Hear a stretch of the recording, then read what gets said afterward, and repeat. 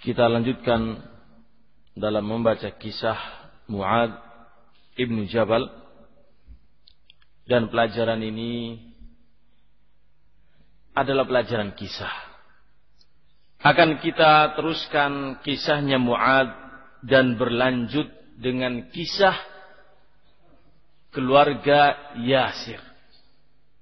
Yasir, Sumayyah dan Ammar, anak laki-lakinya. Dan kisah itu kisah yang sangat memberikan manfaat besar bagi kita. Ternyata kita menjadi ahlu sunnah di zaman ini tanpa adanya rasa sakit apapun, tanpa adanya himpitan. Kalaulah ada, itu hanya seujung kuku saja. Tidak seperti para sahabat dulu ketika mereka mempertahankan keimanannya demi mengikuti Rasulullah Sallallahu Alaihi Wasallam. Kerepotan yang kita hadapi dalam memegangi sunnah itu kerepotan yang dibikin sendiri. Gimana? Ya, kita sendiri yang bikin repot. Sebenarnya mengikuti sunnah gampang. Nggak ada yang mencibir atau apa. Cuman kita aja kadang perasaannya. Memegangi sunnah harus kokoh. Harus perkasa. Harus ganteng. Jangan melihara jenggot tapi nyeluntrut. Ayam kate kamu itu mati. Hadirin kaum muslimin rahimakumullah jami'an. Kita teruskan sedikit kisahnya Mu'adz ibnu Jabal. Pada kisah terakhir adalah tentang dikirimnya Mu'adz ibnu Jabal ke mana? Ke Yaman. Rasulullah Sallallahu Alaihi Wasallam ketika itu berjalan, adapun Mu'adz sudah berada di atas kudanya menuju ke negeri Yaman. Biasanya orang melepas kepergiannya, ya hanya sekedar silahkan berangkat. Namun ini tidak. Karena kedekatan Rasul dengan Mu'adz ibn Jabal, Rasulullah melepas Mu'adz dengan berjalan. Sampai sekian jauh Rasulullah berjalan, Mu'adz di atas kudanya, pelan-pelan mendengarkan tausiah dan wejangannya Rasulullah Sallallahu Alaihi Wasallam sebelum berangkat ke negeri Yaman. Di sini ada satu faedah, kalau kita hendak mengirim utusan atau menugaskan seseorang dengan sebuah tugas, itu harus jelas apa yang harus dikerjakan dan ditausiai, diwasiati agar bertakwa kepada Allah dalam menjalankan tugas tersebut. Ikhlas karena Allah, kamu akan dakwah di sana. Bertakwalah kepada Allah dalam dakwah ini. Ikhlas karena Allah, kamu akan belajar ke sana, kamu akan ini. Harus jelas. Seperti halnya Rasulullah kepada Mu'adz ibn Jabal. Kemudian di antara wasiat yang disebutkan oleh Rasul kepada Mu'adz adalah, Ya Mu'adz, innaka asa alla talqani ba'da ami hadha, wa la'allaka an tamurra bi masjidi wa qabri. Wahai Mu'adz, bisa jadi setelah ini engkau tidak akan melihatku lagi. Dan kalau engkau pulang dari Yaman ke Madinah, kamu hanya mendapati masjidku dan kuburanku. Ini isyarat dari Rasulullah Sallallahu Alaihi Wasallam bahwasanya Mu'adz tidak akan ketemu kembali dengan Rasulullah.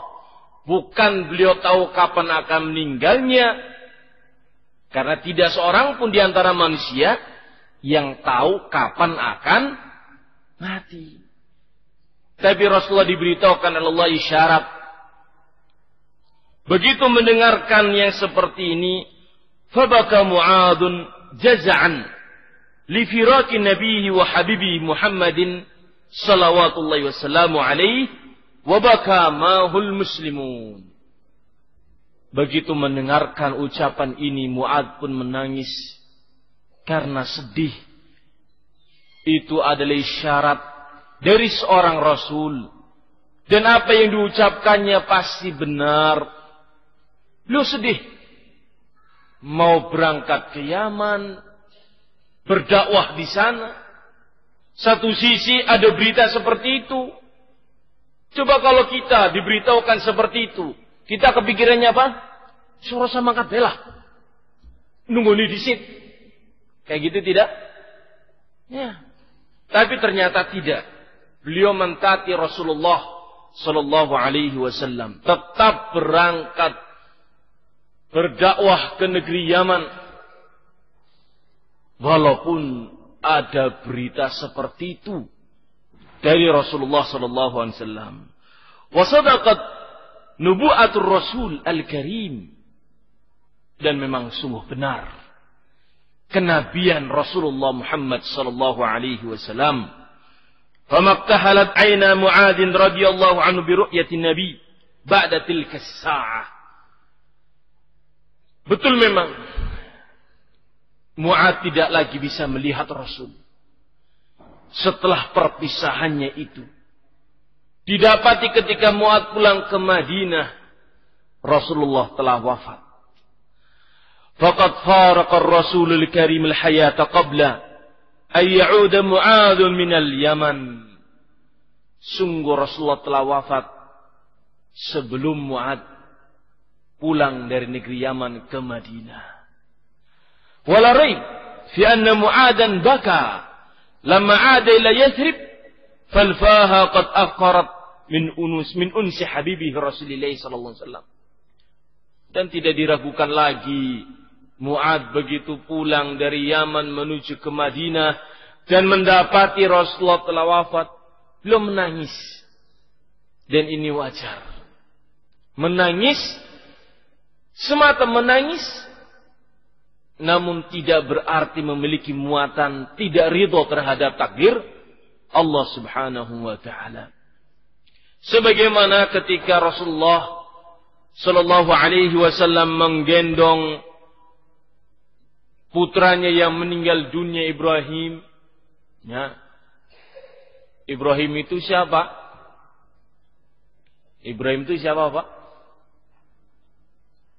Anaknya atau Nabi Ibrahim? Hah? Ada yang bingung Ibrahim sinten sih ya? Ibrahim bapaknya Ismail apa? Bukan. Nabi kita Muhammad sallallahu alaihi wasallam memiliki putra. Putranya adalah namanya diantaranya Ibrahim. Meninggal dunia. Ketika beliau menggendongnya, beliau mengatakan, Al-uyunu tadba'u, wal qulubu yahzanu, wala naqulu ila ma radiyallahu azza wa jalla. Atau kama qala Nabi alaihi salatu wasallam. Mata kami berlinangan, hati kami sedih, namun tidaklah kami mengatakan kata-kata kecuali yang Allah ridhoi. Sehingga ketika ada yang meninggal dunia itu bersedih, menangis, selama hatinya itu penuh dengan keridhaan, itu bukan niyahah, bukan meratapi.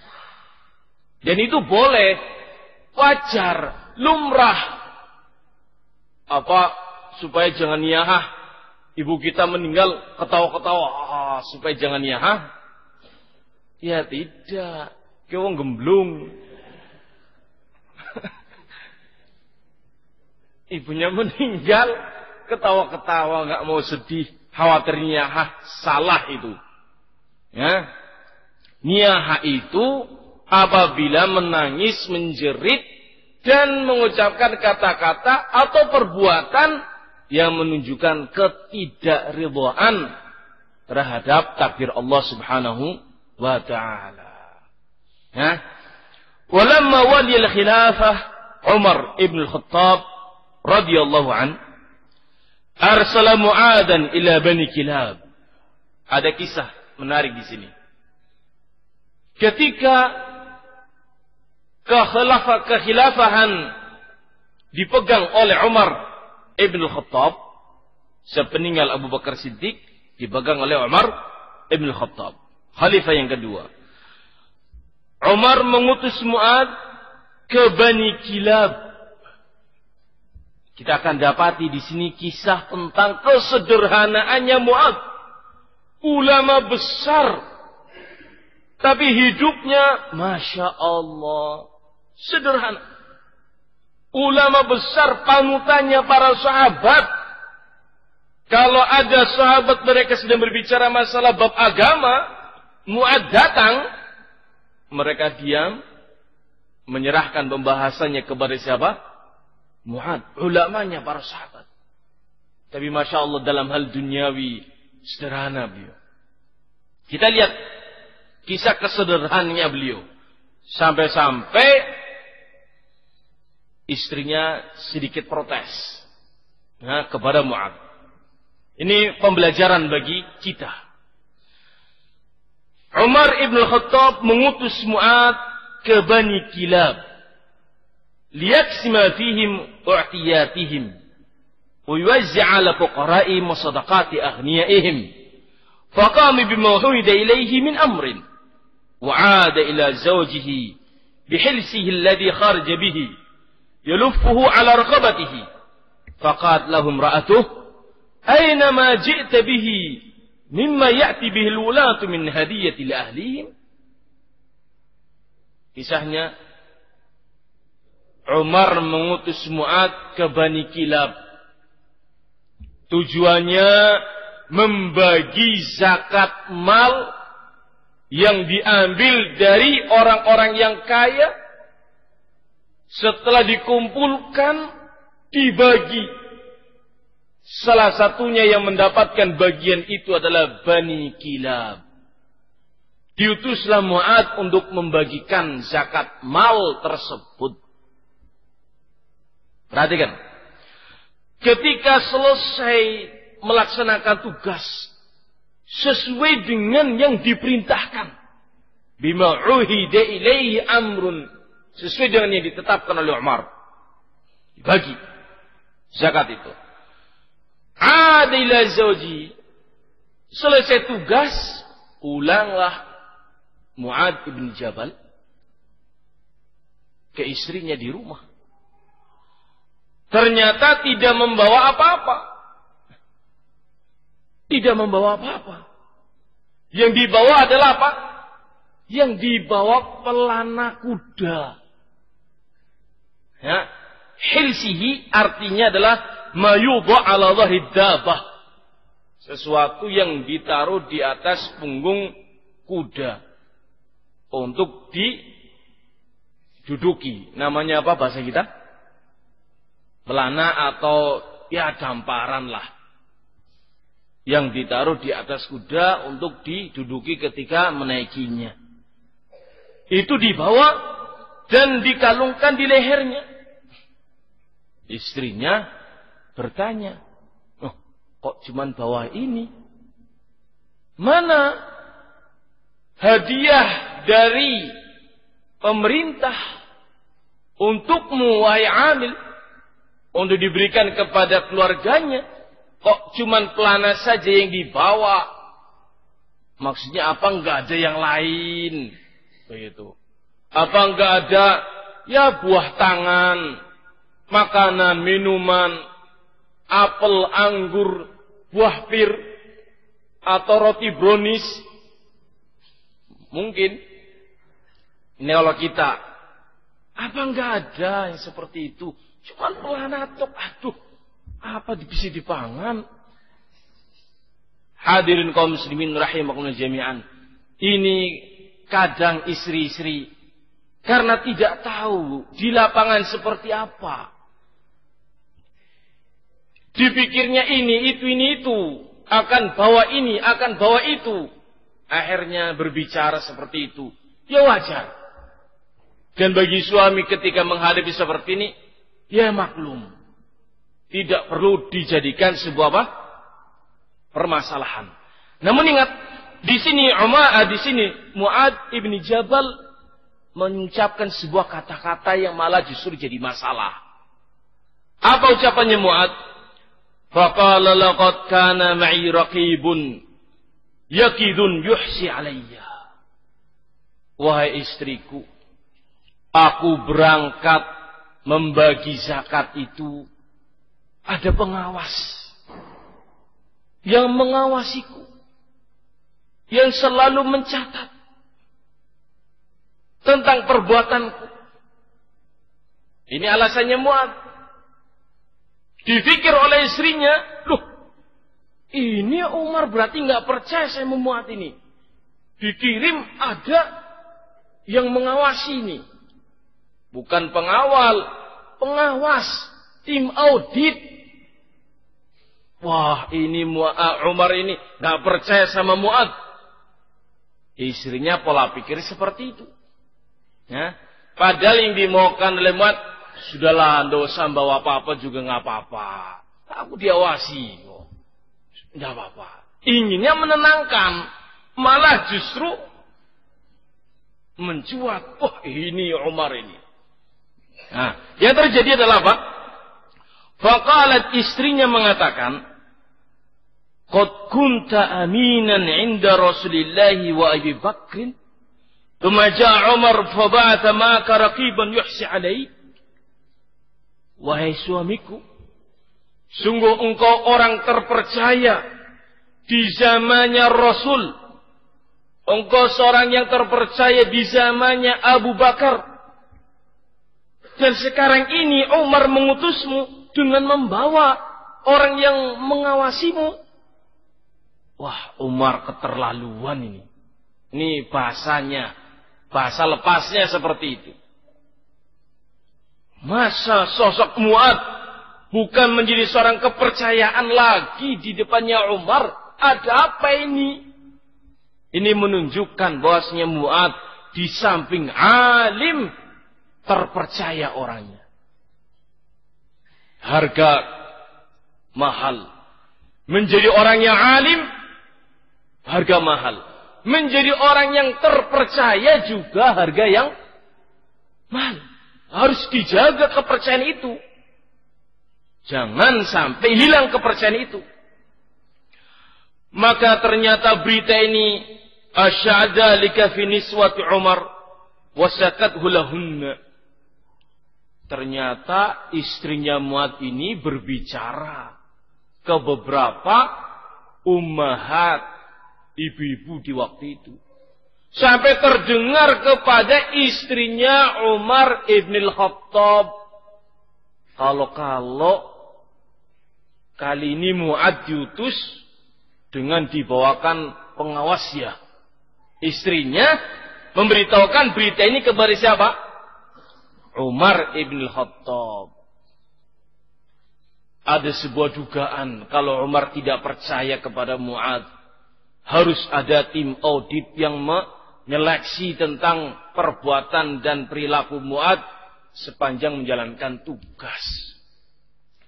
Maka yang terjadi adalah fabalagha dzalika Umar fada'a Mu'adzan wa qala. Begitu berita itu sampai kepada Umar, Umar pun memanggil Mu'adz. Mu'adz, ta'al, sini kamu.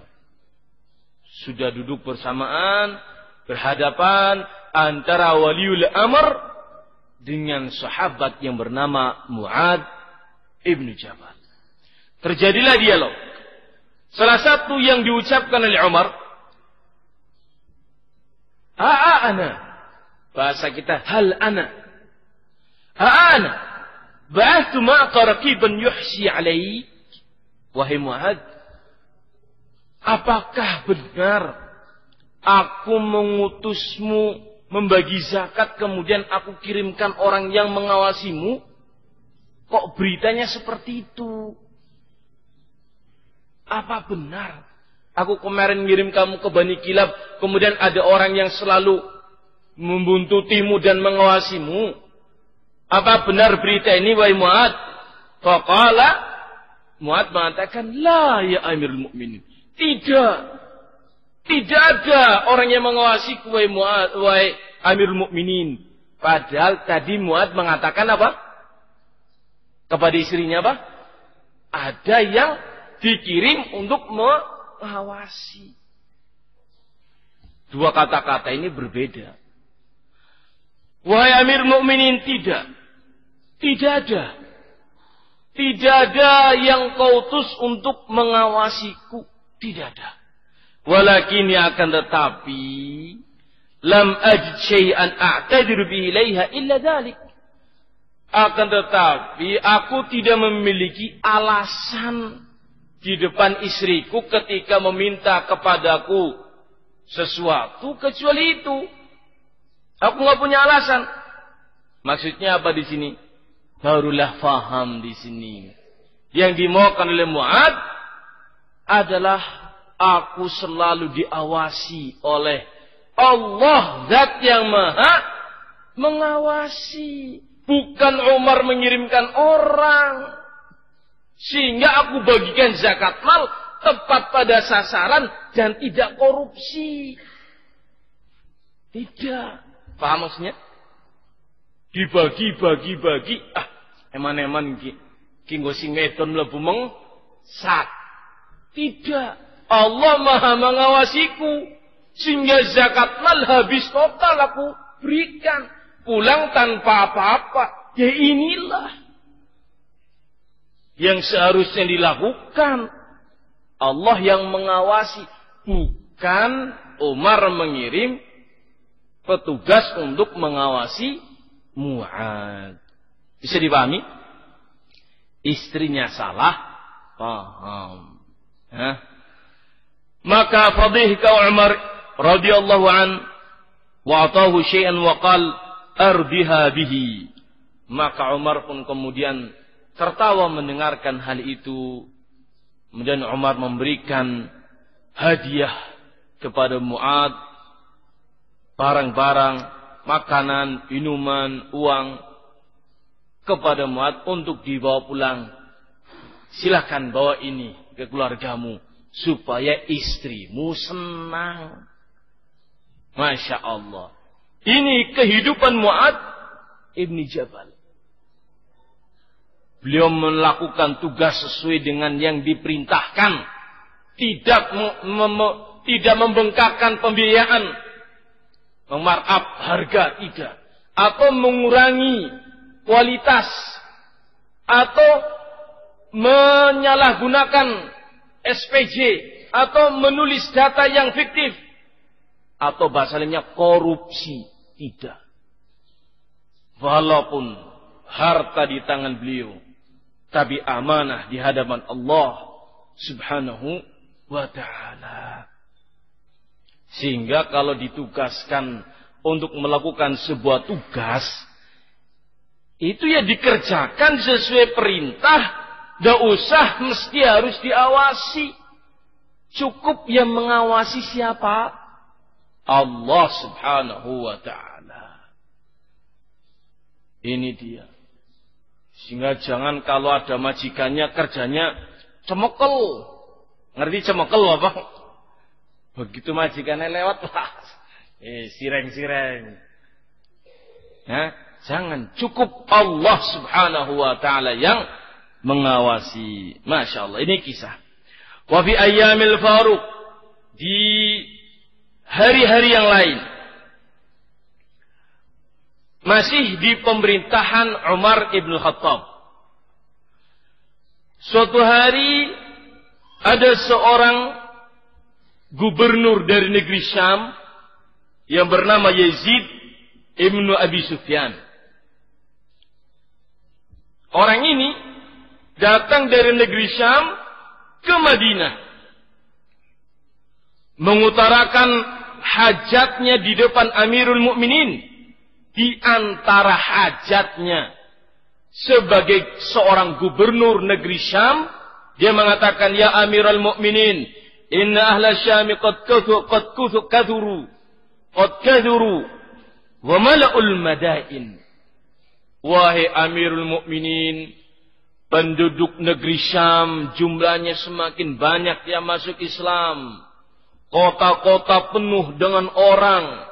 Desa-desa pun iya, mereka berbondong-bondong masuk Islam. Wahtaju ila man yu'allimuhumul Qur'an. maka sangat dibutuhkan seorang yang bisa mengajari Al-Quran dan mengajari syariat Islam tentang ibadah. Kirimkanlah kepada kami, wahai Amirul Mukminin, seorang dai yang handal, yang kokoh, yang kuat untuk mengajari kami di negeri Syam. Masya Allah. Siapa yang diutus? Kita lihat kisahnya. Fada Umar an-nafar al-khamsah alladhi jama al-Quran fi zaman Rasulullah sallallahu alaihi wasallam. Maka Umar memanggil 5 orang. 5 orang ini adalah sahabat-sahabat Rasulullah yang di zaman Rasul penghafal Al-Quran. Dan yang paling tahu tentang Al-Quran. Di antara sahabat-sahabat yang ada. 5 orang itu adalah Mu'ad ibn Jabal, Ubadah bin Samit, Abu Ayyub al-Ansari, Ubay bin Ka'ab, Abu Darda. Ini 5 orang yang dipanggil oleh Umar ibn Khattab. Wa qala lahum, Umar mengatakan kepada mereka, inna ikhwanakum min ahli Syam qad istanuni liman yu'allimuhumul Qur'an yufaqihuhum fid din fa'inuni rahimakumullah bi thalathatin minkum in ahbabtum faqtari'u wa illa in tadabtum thalathatan minkum. Umar mengatakan kepada 5 orang ini, nah, itu asal walad maju sini, Rayyan maju sini.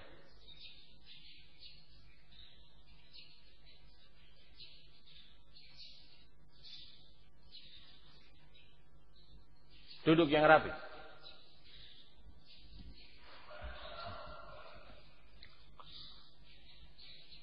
Umar mengatakan kepada 5 orang ini, sesungguhnya saudara kalian dari negeri Syam meminta bantuan kepadaku untuk mengirimkan orang yang bisa mengajari Al-Quran dan mengajari tentang ad-din.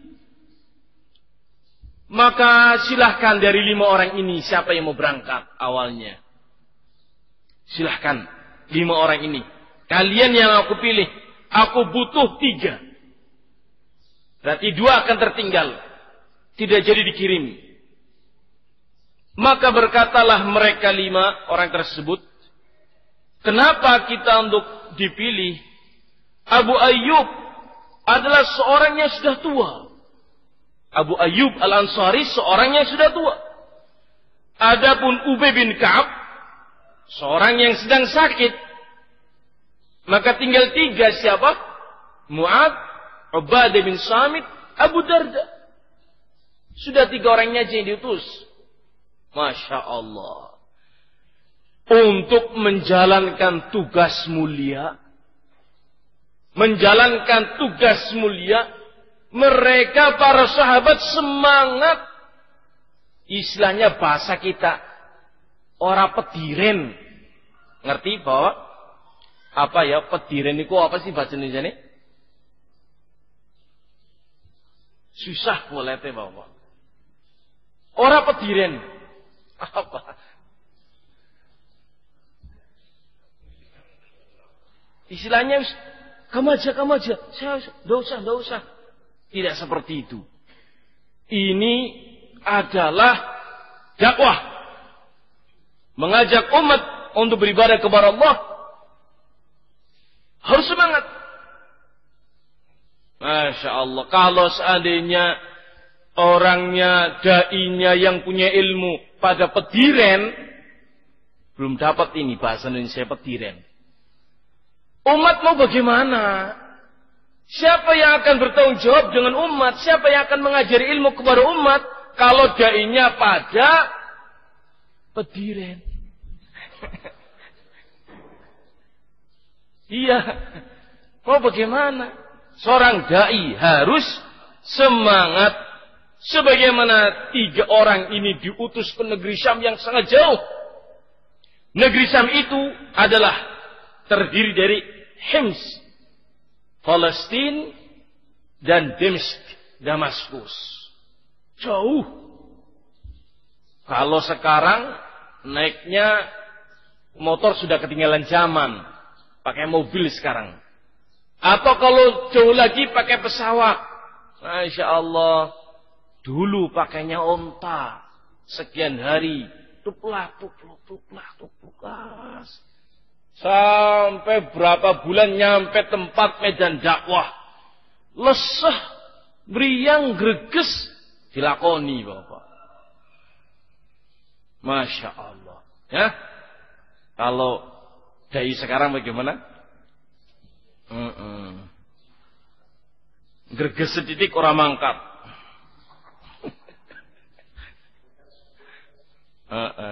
Tapi itu tidak mengapa.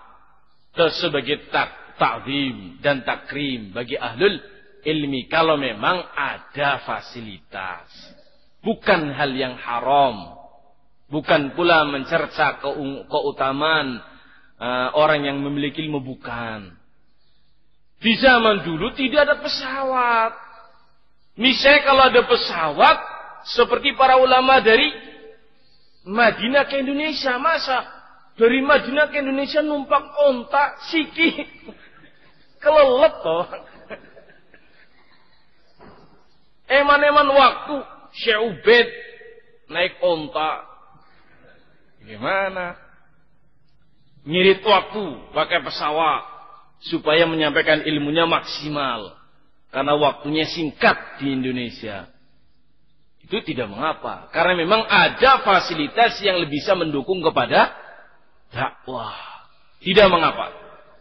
Cuman mentalitasnya juga jangan ketinggalan dengan para ulama dan para sahabat. Kemudian kata beliau, ibda'u bihims فإذا رضيتم حال أهلها فغلفوا أحدكم فيها وليخرج واحد منكم إلى دمشق والآخر إلى فلسطين. 3 orang. Mulailah kalian memasuki daerah yang namanya Hims. Dakwalah kalian bertiga di situ. Ajari ilmu ke orang-orang yang berada di negeri Hims itu. Kalau sudah diajari ilmu tempat itu, kalian anggap cukup, tinggalkan 1 di situ, yang 2 berangkat. 1 ke Palestina, 1 ke Damaskus. Tadinya 3 orang, berpencarlah mereka. Ini menunjukkan bahwa orang yang alim itu sangat dibutuhkan. Orang yang alim, orang yang memiliki ilmu sangat apa? Dibutuhkan oleh orang banyak. Ini. Maka marilah kita belajar ilmu ad-din, ilmu agama dengan mendalam, dengan kokoh. Bagi yang masih memiliki kesempatan muda-muda, kalau yang tua-tua kakek kesibukan ya Pak ya. Walaupun masih bisa. Yang masih memiliki kesempatan umur, pemikiran, waktu luang belajar. Karena umat ini selalu butuh dengan orang yang memiliki ilmu. Jangan punya pikiran langkone kabeh-kabeh nang pondok terus jadi ustaz sih, siapa sih didakwai? Oh kabeh-kabeh jadi ustaz, kabeh-kabeh jadi ustaz tidak mengapa. Baik, karena ilmu itu baik. Ya tidak apa? Iya. Akhirnya orang yang punya pikiran seperti itu bisa lah pada di pondokna. Anakku rosah ben dadi wong bodoh. Sing dadi madune tok bae. Aduh, selerane rendah. Ini dia. Ya. Jangan punya pikiran nek kabeh-kabeh nang pondok dadi ustaz kabeh engko si kepriwe. Ya tidak akan jadi ustaz semua. Manusia miliaran. Manusia itu banyak. Jangan takut. Tidak ada tempat untuk berdakwah. Masih terlalu luas dunia ini. Masih terlalu banyak daerah-daerah yang belum terjamah. Ya. Masya Allah. Maka akhirnya dikisahkan berangkatlah mereka ke negeri tersebut. Dan ketika Mu'ad berada di Palestina, beliau wafat di sana. Kata beliau, wa hunaka usiba Mu'adun bil waba. Di Palestina itulah Mu'ad ibn Jabal terkena ujian sakit. Falamma hadaratul wafatu istaqbala al-qiblata wa ja'ala yuraddidu hadha nasyid. Tatkala kematian hendak menjemput beliau, beliau pun mengucapkan kata-kata yang ditulis dalam sejarah. Ungkapan beliau adalah marhaban bil mauti marhaban. Selamat datang wahai kematian. Selamat datang wahai kematian. Ini tentunya setelah mengucapkan apa? yakni kalimat thayyibah dan yang lainnya. Mengucapkan kata-kata ini bukan ini yang terakhir. Ini di antara yang beliau ucapkan ketika apa? Mendekati wafat. Selamat datang wahai kematian. Zairun ja'a ba'da ghiyab. Kematian ini ibarat tamu yang datang yang dulu tidak pernah datang. Sekarang ini datang kepada kita. Memang seperti itu. Kita belum pernah ketamuan dengan yang namanya al-maut. Sekali ketamuan dengan yang namanya al-maut, sekali itu saja mati. Maka beliau ketika mendekati wafatnya mengucapkan kata-kata ini sebagai bentuk apa? Kesiapan dalam menjemput al-maut. Yang sebelumnya sudah diusahakan sedemikian banyak amal saleh. Karena al-maut itu sekarang ini belum datang, tapi nanti ketika pada waktunya akan datang. Ini Mu'ad. Wa habibun wafada ala syaukin. Thumma ja'ala yanzuru ila sama yaqul. Kemudian beliau pun mengadakan matanya ke atas langit. Memandang ke atas langit. Seraya beliau mengatakan, Allahumma innaka kunta ta'lam anni lam akun uhibbu dunya wa tul al-biqa fiha li ghars al-ashjar wa jari al-anhar walakin li dhama'i al-hawajir wa makabati as-sa'at wa muzahamati al-ulama'i bir-rukab 'inda hilaki dhikr. Wahai Allah, sungguh engkau telah tahu tentang diriku. Ini beliau mengatakan kata-kata ini bukan berarti Allah tidak tahu. Baru dikasih tahu, tidak. Engkau telah tahu ya Allah, bahwa sesungguhnya aku tidaklah suka untuk berlama-lamaan di dunia ini. Aku gak suka hidup terlalu lama di dunia, gak suka. Aku tidak suka juga dengan harta dunia beserta isinya. Aku gak suka. Sebenarnya seperti itu ya Allah. Aku gak suka hidup di dunia ini. Terlalu berlama-lama di dunia aku gak suka. Namun yang menyebabkan aku suka di dunia ini adalah apa? Aku ingin mengajari ilmu kepada manusia. Disebutkan di sini lidhama'il hawajir. Karena umat haus dengan ilmu. Itulah yang menyebabkan aku senang hidup di dunia.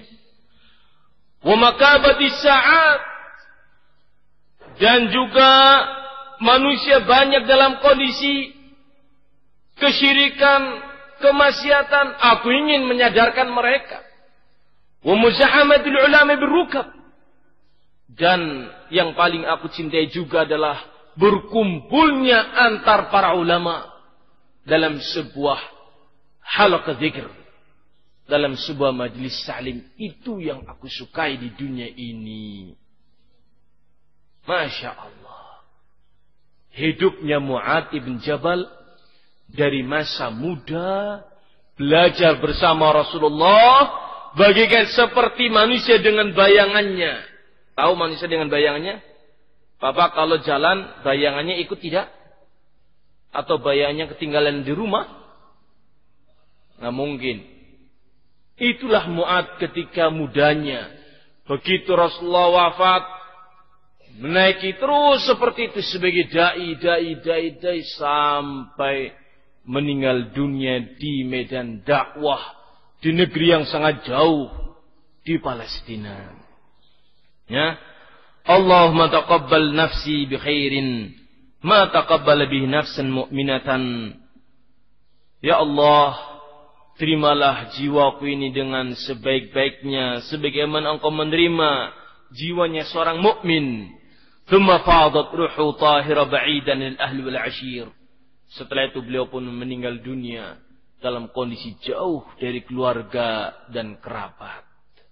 Da'iyan ilallah. Beliau meninggal posisi sebagai da'i, menyeru dan mengajari umat untuk menyembah kepada Allah, muhajiran fi sabilihi, dan beliau adalah seorang yang berhijrah di jalannya, yakni memperjuangkan jalan Allah Subhanahu wa taala. Wallahu alam biswab. Ini adalah kisah dari akhir kisahnya Mu'adz ibni Jabal. Keluarga Yasir insyaallah dalam kisah berikutnya. Wallahu alam biswab. Wallahu alam biswab. Kita tutup dengan doa kafaratul majelis. Subhanallah. Assalamualaikum warahmatullahi wabarakatuh.